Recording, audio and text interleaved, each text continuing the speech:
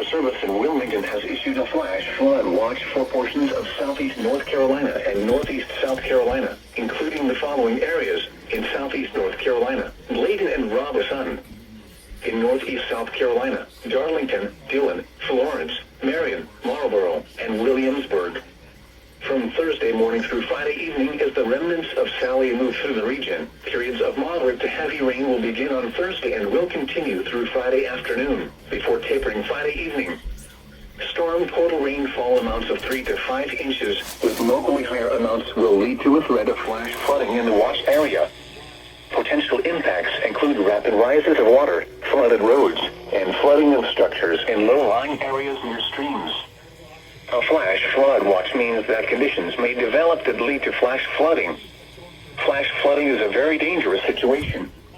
You should monitor later forecasts and be prepared to take action should flash flood warnings be issued.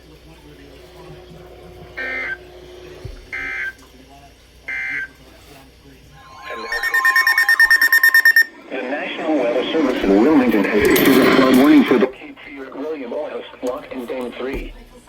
From Saturday morning until further notice. At 9 p.m. Wednesday, the stage was 33.8 feet.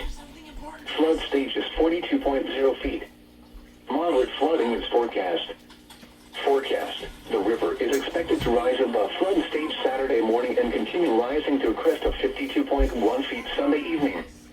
Impact at 52.0 feet. Extensive flooding will occur along the left bank of the river.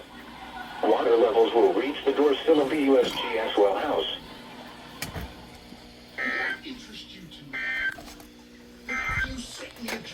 And now taking a look at the forecast.